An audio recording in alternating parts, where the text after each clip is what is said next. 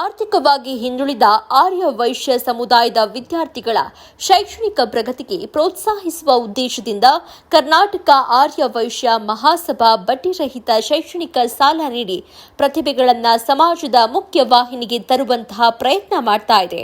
ಅಲ್ಲದೆ ಆರ್ಯ ವೈಶ್ಯ ಸಮಾಜದಲ್ಲಿರುವ ಬಡ ಕುಟುಂಬದ ವಿಧವೆಯರಿಗೆ ಮಾಶಾಸನ ನೀಡುವ ಮೂಲಕ ಆರ್ಥಿಕ ಸಬಲೀಕರಣಕ್ಕೆ ಮಹಾಸಭಾ ಮುಂದಾಗಿದೆ ಅಂತ ಜಿಲ್ಲಾ ಆರ್ಯ ವೈಶ್ಯ ಮಹಾಸಭಾ ಅಧ್ಯಕ್ಷ ಎಲ್.ಆರ್. ಚಂದ್ರಶೇಖರ್ ಹೇಳಿದ್ರು. ಶಿರಾ ತಾಲೂಕಿನ ಪಟ್ಟನಾಯಕನಹಳ್ಳಿ ಶ್ರೀ ಶನೇಶ್ವರ ಸ್ವಾಮಿ ದೇವಸ್ಥಾನ ಆವರಣದಲ್ಲಿ ಕರ್ನಾಟಕ ಆರ್ಯ ವೈಶ್ಯ ಮಹಾಸಭಾ ಶುಕ್ರವಾರ ಆಯೋಜಿಸಿದ್ದ ಅರಿವು ಮತ್ತು ಜಾಗೃತಿ ಕಾರ್ಯಕ್ರಮದಲ್ಲಿ ಪಾಲ್ಗೊಂಡು ಮಾತನಾಡಿದರು.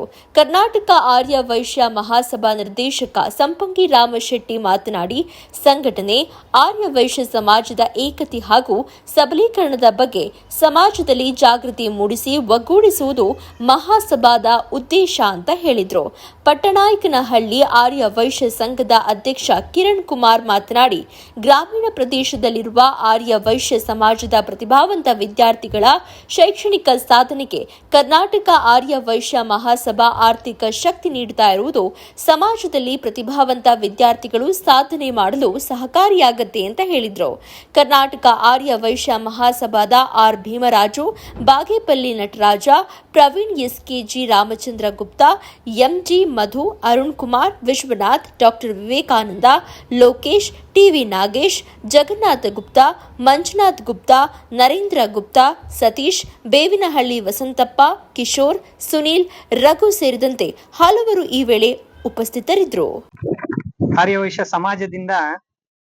ಸಮಾಜಕ್ಕೆ ಆರ್ಯವೈಶ್ಯ ಮಹಾಸಭಾದಿಂದ ಏನೇನು ಉಪಯೋಗಗಳಾಗುತ್ತವೆ, ಯಾವ ರೀತಿ ಸಹಕಾರ ನೀಡುತ್ತೆ, ಇದರ ಅರಿವನ್ನ ಮೂಡಿಸಿರೋದಕ್ಕೆ ನಾವು ಅವರಿಗೆ ಚಿರಋಣಿಯಾಗಿರ್ತೇವೆ. ಮತ್ತು ಆರ್ಯವೈಶ್ಯ ಸಮಾವೇಶ ತಿಪ್ಟೂರಲ್ಲಿ ನಡೆಯುತ್ತೆ, ಜಿಲ್ಲಾ ಸಮಾವೇಶ ತಿಪ್ಟೂರಲ್ಲಿ ನಡೆಯುತ್ತೆ. ಅದಕ್ಕೆ ಎಲ್ಲರೂ ಬರ್ತೀವಿ ಅಂತ ಈ ಮೂಲಕ ನಿಮಗೆ ಮಾತು ಕೊಡ್ತಾ ಇದೀವಿ. ಇದು ಕರ್ಕೊಂಡ್ ಬರ್ತೀವಿ, ಸಾಧ್ಯವಾದಷ್ಟು ಎಲ್ಲರೂ ಬರ್ಬೇಕು. ಮತ್ತೆ ಹೇಳೋದೇನಿರೋದಿಲ್ಲ, ಮಾಡೋಣ, ಬಸ್ಸೇ ಮಾಡೋಣ. ಎಲ್ಲಾರು ಬನ್ರಿ, ಬೆಳಿಗ್ಗೆ ಹೋಗ್ಬಿಟ್ಟು ಸಾಯಂಕಾಲ ವಾಪಸ್ ಬರೋಣ. ಒಂದ್ ದಿವಸ ಎಲ್ಲಾರು ರಜಾ ಮಾಡಿ. ನರೇಂದ್ರ ಬನ್ನಿ ಮುಂದೆ. ನರೇಂದ್ರ ಆಯ್ತು. ಮೀಟಿಂಗ್ ಮಾಡ್ದಲೆ ಮಾತ್ ಕೊಡ್ತಾ ಇದೀನಿ. ಎಲ್ಲಾರು ದಯವಿಟ್ಟು ಒಂದ್ ದಿವಸ ರಜಾ ಮಾಡಿ ನಮ್ ಜೊತೆಗ್ ಬರ್ಬೇಕು. ನನ್ ಮಾತನ್ನ ಪ್ರವಾಸ ಯಾವ ತಾಯಿ ಈ ಸಮಾಜಕ್ಕೆ ಶಕ್ತಿಯನ್ನ ಕೊಟ್ಟು ಮಕ್ಕಳಿಗೆ ಜನ್ಮ ಕೊಟ್ಟು ಮನೇಲಿರ್ತಕ್ಕಂಥವ್ರಿಗೆ ಊಟ ಹಾಕಿ ನಮ್ಮ ವೈಶ್ಯ ಸಮಾಜದ ಹೆಸರನ್ನ, ಘನತೆಯನ್ನ, ಗೌರವವನ್ನ, ಆತ್ಮಾಭಿಮಾನವನ್ನ ಕಾಪಾಡಿದಂತ ತಾಯಿ, ಯಾವ ತಾಯಿ ತನ್ನ ಸರ್ವಸ್ವವನ್ನು ತ್ಯಾಗ ಮಾಡಿ ವಿಧವೆಯಾಗಿ ಮಕ್ಕಳು ಇಲ್ಲ ಅನ್ನೋಂಥ ಸ್ಥಿತಿಯಲ್ಲಿ ಯಾರು ಸಫರ್ ಪಡ್ತಾ ಇದ್ದಾರೆ, ಯಾರು ನೊಂದು ಜೀವನ ಮಾಡ್ತಾ ಇದ್ದಾರೆ, ಅವ್ರಿಗೆ ಪ್ರತಿ ತಿಂಗಳು 1,500 ರೂಪಾಯಿ ಮಾಶಾಸನವನ್ನ ಕೊಡೋದ್ರ ಮೂಲಕ ಒಂದು ಸಂಧ್ಯಾಶ್ರೀ ಅಂತಕ್ಕಂಥ ಒಂದು ಯೋಜನೆಯನ್ನ ಮಾಡಿ ಈ ರಾಜ್ಯದಲ್ಲಿ ಇರ್ತಕ್ಕಂಥ 780 ಜನಕ್ಕೆ ಇವತ್ತು ಕರ್ನಾಟಕ ಆರ್ಯ ವೈಶ್ಯ ಮಹಾಸಭಾ ಈ ವ್ಯವಸ್ಥೆಯಲ್ಲಿ ಇವತ್ತು ಸಂಧ್ಯಾಶ್ರೀ ಯೋಜನೆಯಲ್ಲಿ ಒಂದು ಪೆನ್ಷನ್ ಅನ್ನ ಕೊಡ್ತಾ ಇದೆ. ಯಾವುದೇ ಸರ್ಕಾರಗಳು ನಮ್ಮ ಸಮಾಜಕ್ಕೆ ಕೊಡ್ಲಿಲ್ಲ, ಯಾವ ಸರ್ಕಾರ ನಮ್ಮ ಸಮಾಜಕ್ಕೆ ಕೊಡ್ಲಿಲ್ಲ, ಯಾವ ಮುಖ್ಯಮಂತ್ರಿ ವೈಶ್ಯ ಸಮಾಜದಲ್ಲಿ ಕಷ್ಟ ಸುಖ ಕೇಳಲಿಲ್ಲ, ಯಾವ ವೈಶ್ಯ ಸಮಾಜಕ್ಕೆ ಎಲ್ಲೂ ರಿಸರ್ವೇಶನ್ ಸಿಗ್ಲಿಲ್ಲ.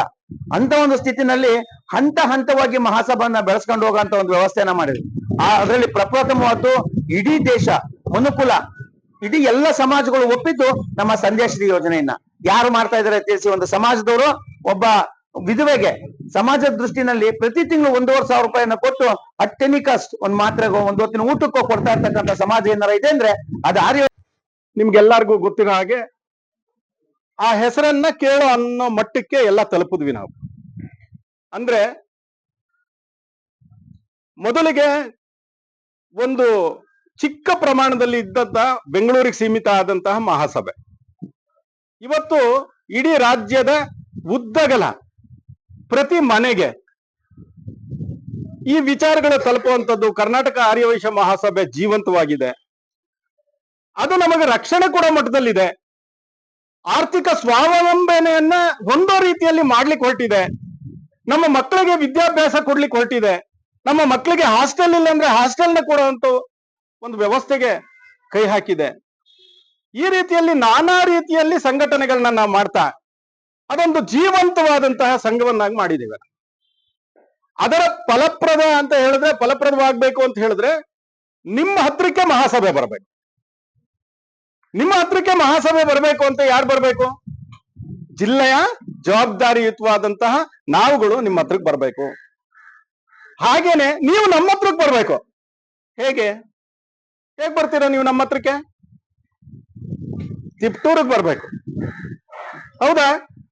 ನಾವು ನಿಮ್ಮ ಹತ್ರಕ್ಕೆ ಬಂದಿದ್ದೀವಿ, ಆಹ್ವಾನ ಕೊಡ್ತಾ ಇದ್ದೀವಿ.